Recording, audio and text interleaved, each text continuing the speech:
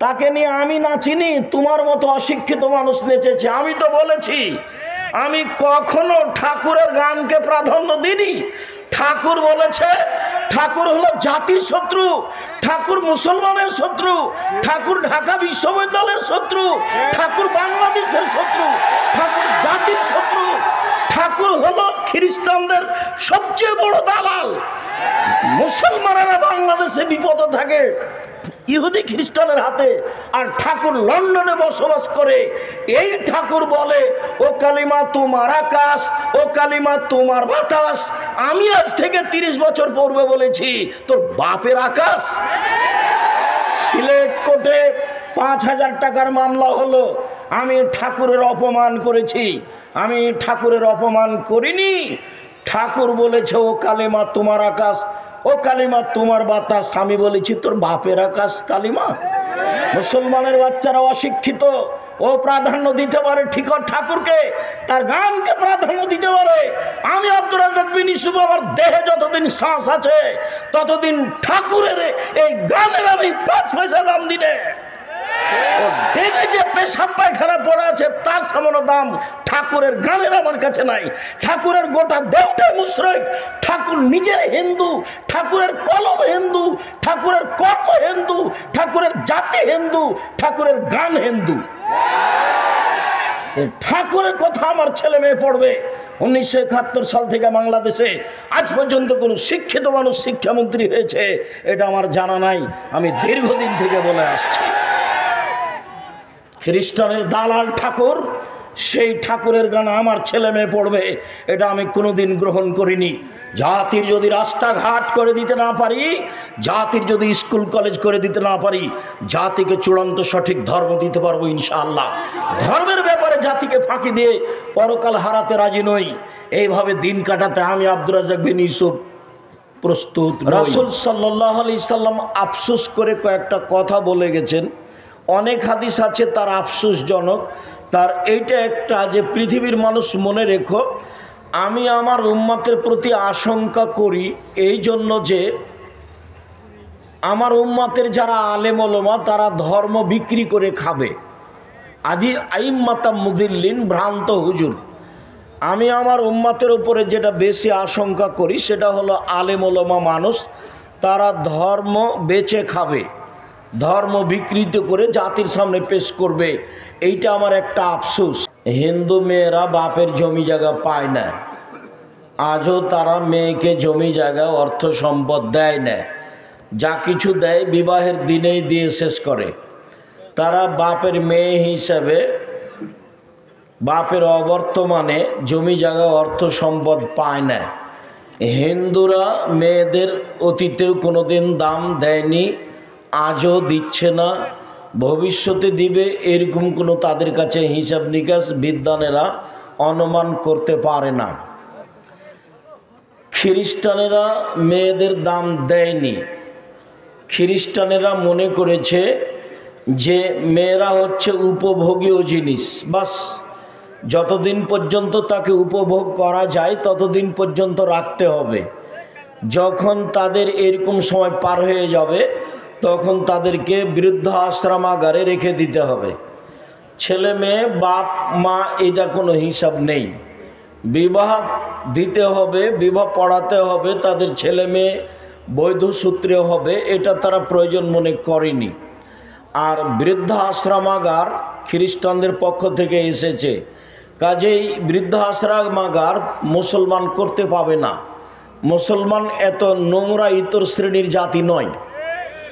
ওরা পিতামাতাকে কিভাবে ভালোবাসবে তার পথ পদ্ধতি আল্লাহ তাআলা নিজেই বলেছেন, আল্লাহর নবীও অনেক বলেছেন। কাজেই মুসলিম মানুষ তাদের পিতামাতাকে কিভাবে মূল্যায়ন করা লাগবে সেটা ভালোভাবেই জানে।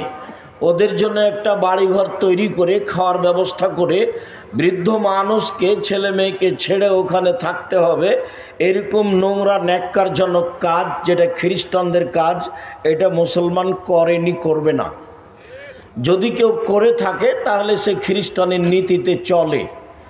মধ্যেখানে একটা দুঃখজনক কথা বলে রাখি, সেটা হলো এই, রাসূল সাল্লাল্লাহু আলাইহি সাল্লাম আফসোস করে কয়েকটা কথা বলে গেছেন। অনেক হাদিস আছে তার আফসোসজনক।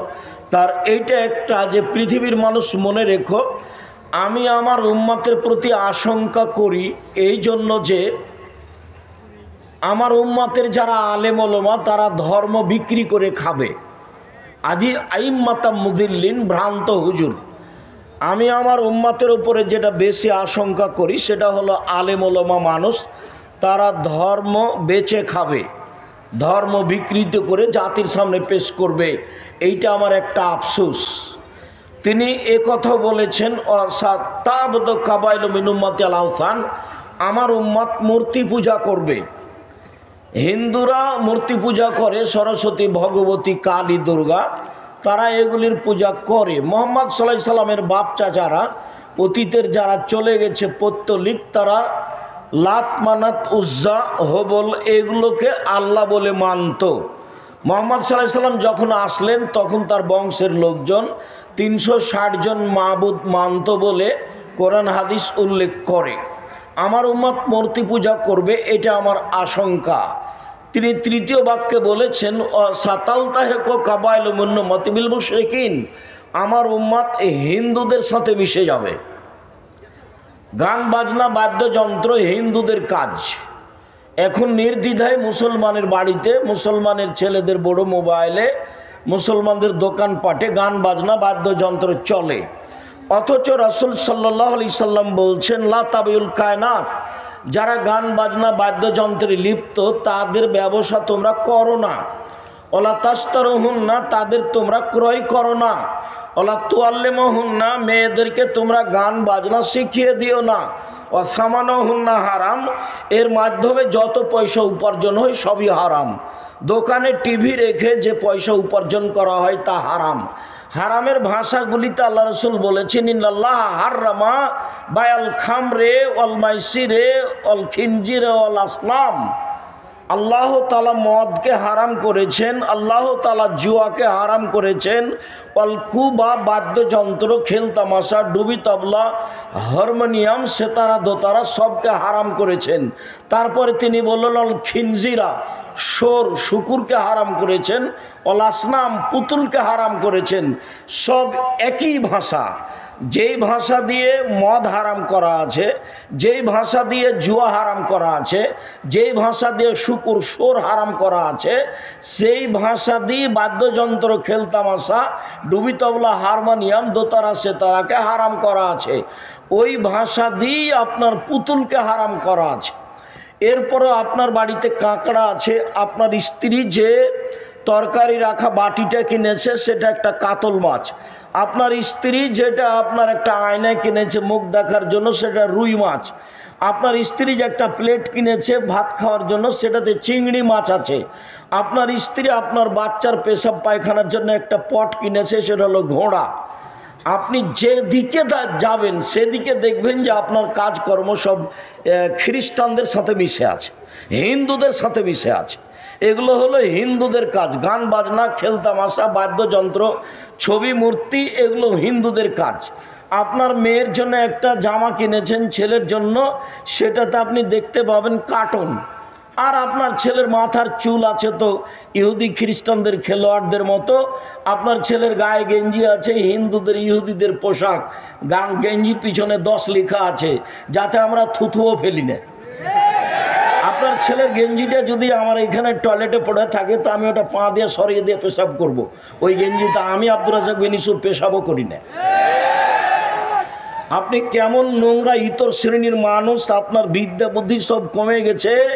আপনি ইহুদি খ্রিস্টানদের নীতির সাথে একবারে দিন রাত জীবন বাজি রেখে মিশে যাওয়ার চেষ্টা করছেন। তাই তো আল্লাহ নবী বলছেন, পৃথিবীর মানুষ, আমি দুঃখ সহকারে বলে গেলাম, লায়াতিয়ান্না উম্মতি মা তাআলা বানি ইসরাইল, ইহুদি খ্রিস্টান যেসব কর্মে লিপ্ত হয়েছে আমার উম্মত সেই কর্ম করবে। মনে রেখো, ডান হাতের বিঘত যেমন বাম হাতের সমান সমান সমান, আমার উম্মত তেমন নিয়ম নীতিতে, কাজকর্মে, খাসলাতে, অভ্যাসে, পোশাক আশাকে, চলাফেরাতে, খাতা কলমে মিশে যাবে ইহুদি খ্রিস্টানের সাথে সমান সমান।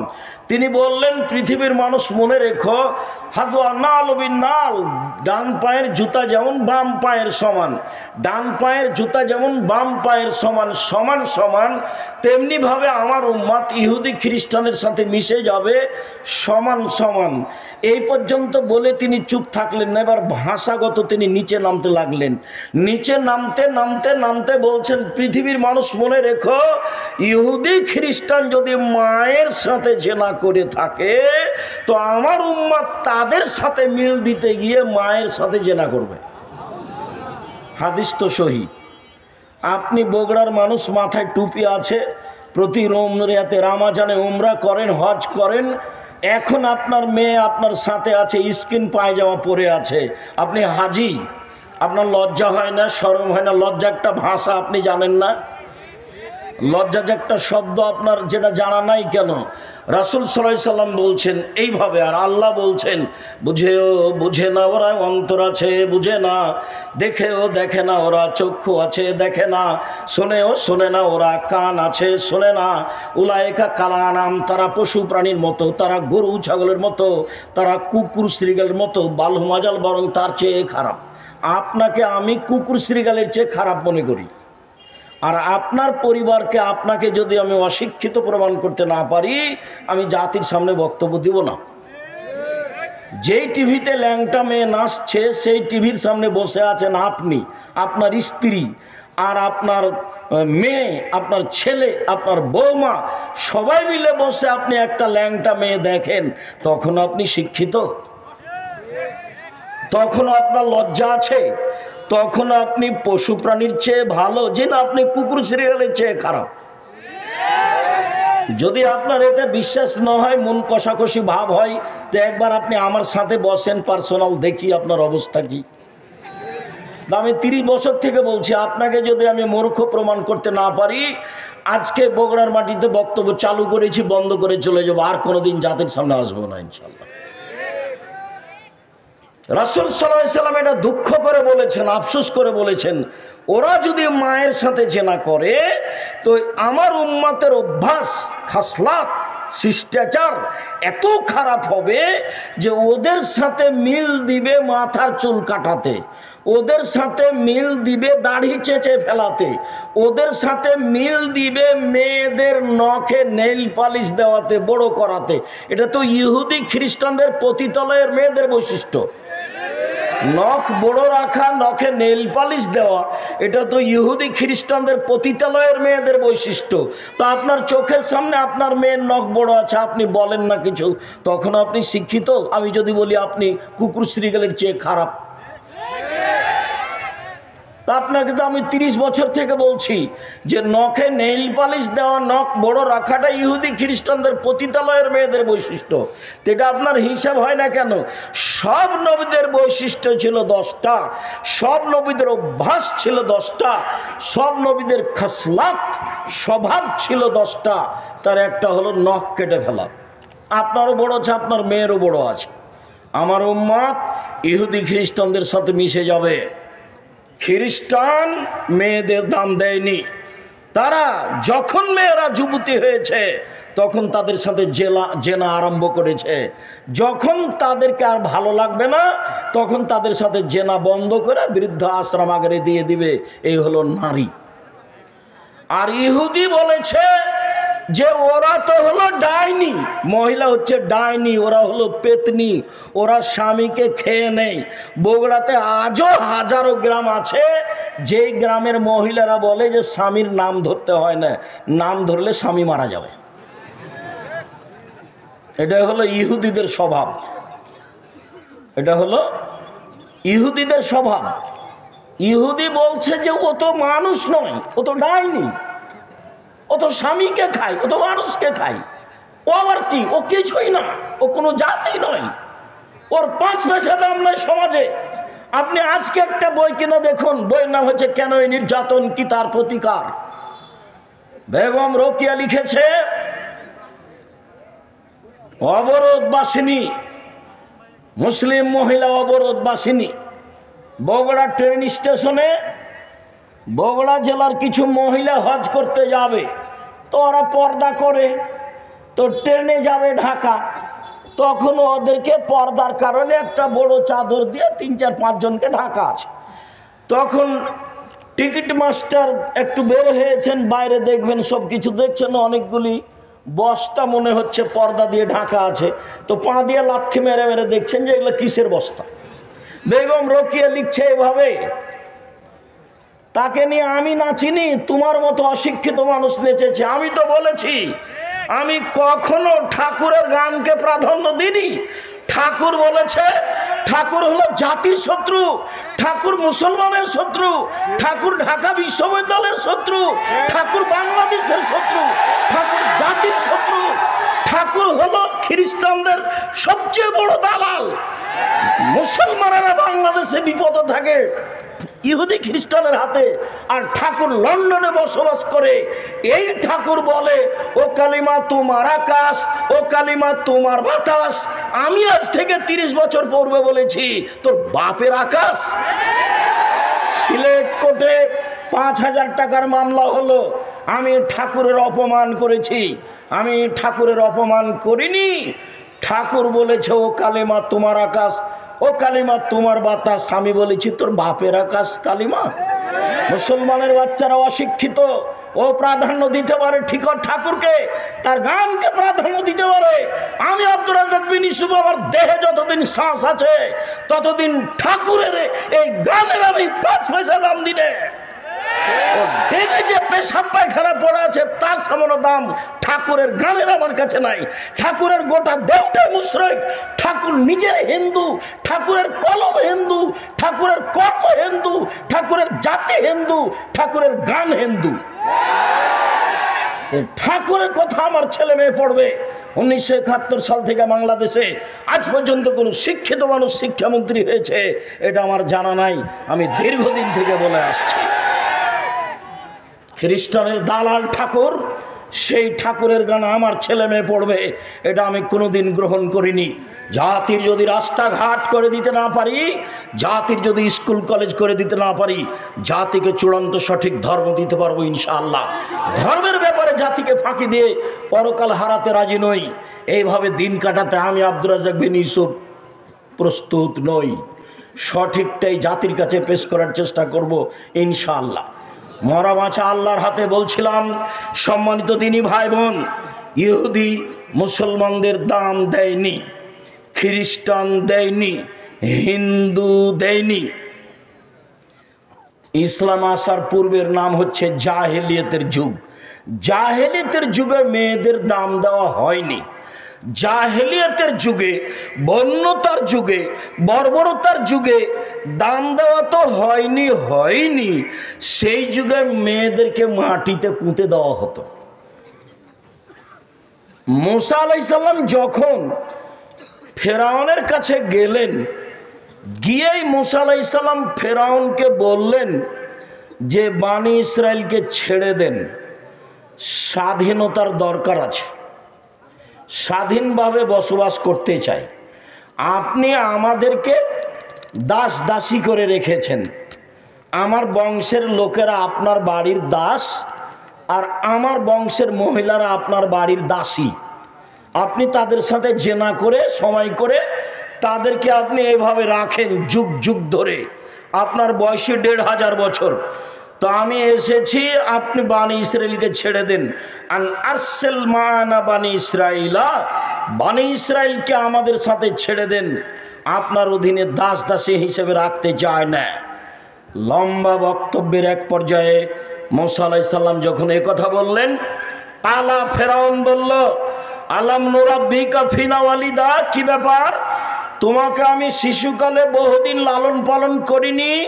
ওলা বিস্তাফিনা মিন উমরিকা সিনিনা, তুমি তো আমার কাছে তোমার বয়সের বহু বছর ছিলে, তুমি কি সেই মুসা নও? অফালতা ফালাতাকা আল্লাতি ফালতা, তুমি যা করেছ, তুমি তোমার কর্ম করেছ। এক থাপ্পড়ে তুমি মানুষ মেরেছ। আনতা মিনাল কাফিরিন, তুমি বড় অকৃতজ্ঞ। ফেরাউন মুসার সামনে ঘোষণা দিল। যখন মুসা আলাইহিস সালাম বললেন দাস হয়ে থাকতে রাজি নই, মুসা আলাইহিস সালাম বললেন কালা ফালতোহা, জি আমি এক থাপ্পড় মেরে মানুষ মেরেছি, থাপ্পড় দিয়ে মানুষ মেরেছি, কথাই ঠিক। এদান ওয়ানা মিনাল দাল্লিন, তখন আমি ভুল পথে ছিলাম। ফারারতু মিনকুম, আমি তোমার ভয়ে পালিয়ে গেছি। লাম্মা খিফতুকুম, যখন ভয় করেছি তোমার কাছে থাকলে তুমি আমাকে হত্যা করবে, আমি বহু পথ অতিক্রম করে চলে গেছিলাম। ফাওয়াহাবালি রব্বি হুকমান, আমার প্রতিপালক আমাকে জ্ঞানে গুণে পূর্ণ করেছেন। ওয়াজআলানি মিনাল মুরসালিন, আমাকে নবী করেছেন। ওয়াতিলকা নি'মাতুন তামুন্নুহা আলাইয়া, হ্যাঁ আপনি আমার প্রতি অনুগ্রহ করেছেন। শিশুকালে আপনি আমাকে লালন পালন করেছেন, অনুগ্রহ করে আপনি খোঁটা দিয়েছেন। এই সুবাদে আপনি বনী ইসরায়েলকে দাস দাসীতে পরিণত করেছেন। আপনি বড় উদ্ধত স্বৈরাচার, সীমা লঙ্ঘন করেছেন। সেই দিন মূসা আলাইহিস সালাম ফেরাউনের সামনে এইভাবে ঘোষণা দিয়েছিলেন, সরকারের কাছে টাকার জন্য যেতে হবে না, সরকারের কাছে দাওয়াতের জন্য যেতে হবে, নিজের স্বাধীনতার জন্য যেতে হবে, নিজের ব্যক্তিত্ব হারানোর জন্য সরকারের কাছে যেতে হবে না। ফেরাউন কোনো সাধারণ সরকার নয়, ১৫০০ বছর থেকে বলে আসছে আমি আল্লাহ। এরকম এক ব্যক্তির কাছে যে মূসা এভাবে বলছিলাম, এই জাহেলিয়াতের যুগে একটার পর একটা চলে আসছে। তারা মেয়েদেরকে মাটিতে পুঁতে দিয়েছে, তাদের সাথে জেনা অন্যায়ের কোনো হিসাব নেই। জাহেলিয়াত মানেই জাহেলিয়াত।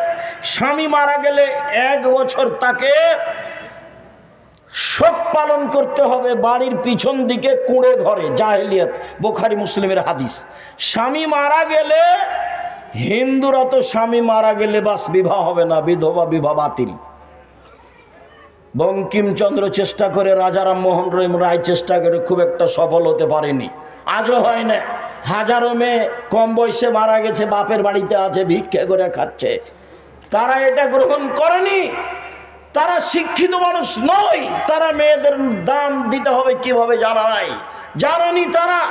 জাহেলিয়াতের যুগে স্বামী মারা গেলে 1 বছর বাড়ির পিছন দিকে থাকতে হবে একটা কুঁড়ে ঘরে।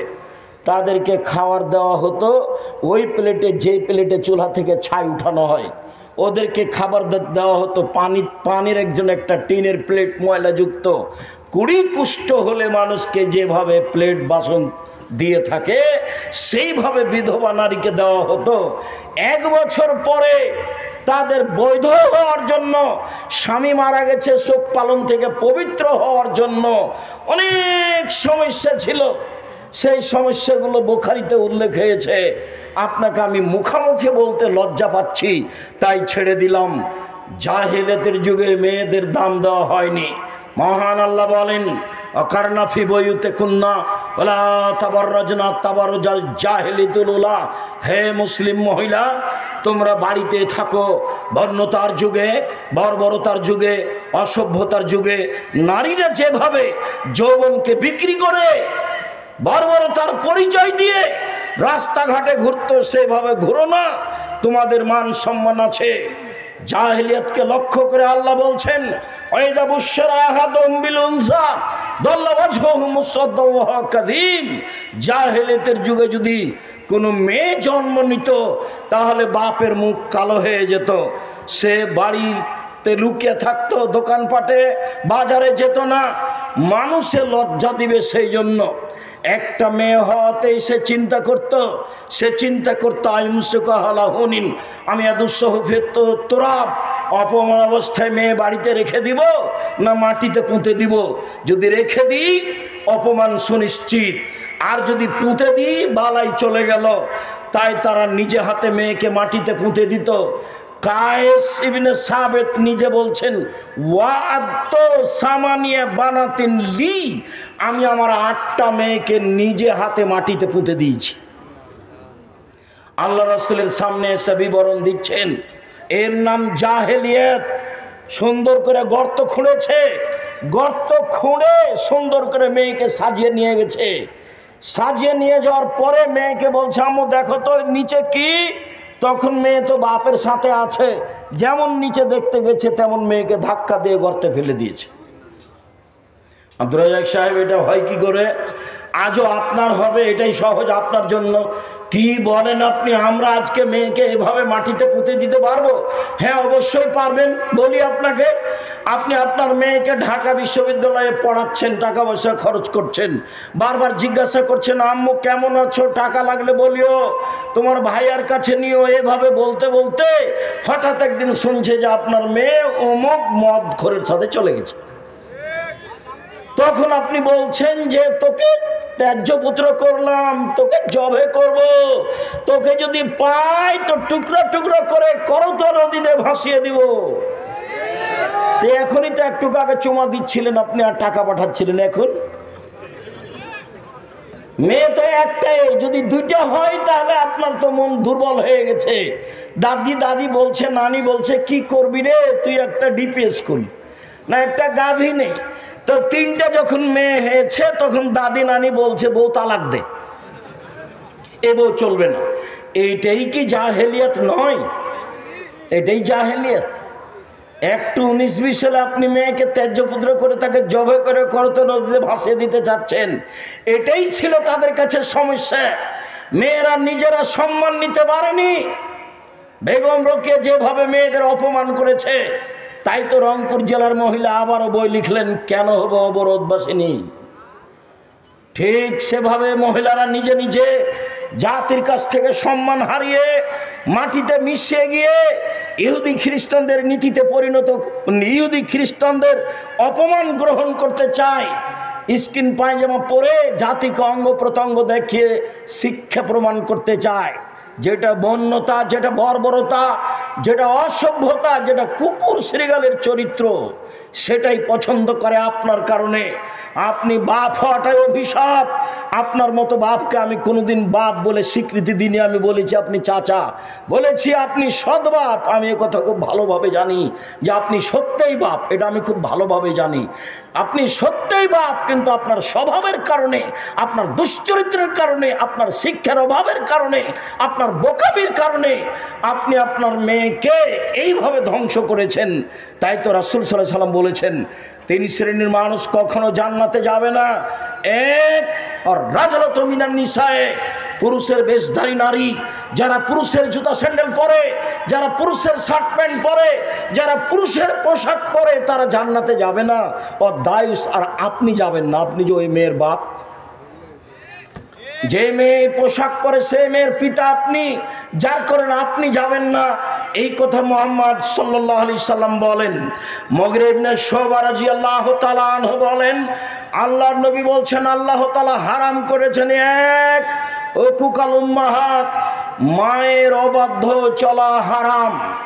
ঘুম থেকে উঠে দেখে মনে হচ্ছে মায়ের মতো বড় শত্রু আর কেউ নেই। টিস্যুটা দেখি, মায়ের মতো বড় শত্রু আর কেউ নেই। মাটির ওপরে সবচেয়ে খারাপ মানুষ হলো মা, এটাই মনে হচ্ছে। আল্লাহর নবী বলছেন সবচেয়ে বড় হারাম হচ্ছে মায়ের অবাধ্য চলা। 2, মানাওয়াহাতিন, কৃপণতা অবলম্বন করা। 3, ওয়াদুল বানাত, মেয়েকে মাটিতে পুঁতে দেওয়া। মেয়েকে মাটিতে পুঁতে দেওয়া হতো, তার নাম জাহেলিয়াত। জাহেলিয়াতকে উপেক্ষা করে আল্লাহর নবী যা বললেন, আল্লাহর নবী যা করলেন, লম্বা আলোচনার সংক্ষিপ্ত আপাতত এখানে শুরু করি। আল্লাহর নবী যা বললেন এটা আগে বলি, তারপর আল্লাহর নবী যা করলেন এটা পরে বলি।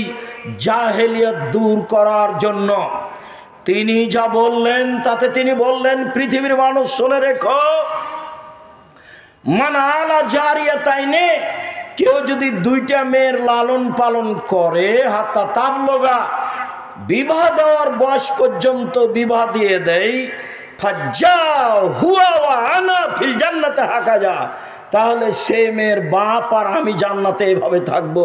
আঙ্গুল দুটি জমা করে দেখালেন।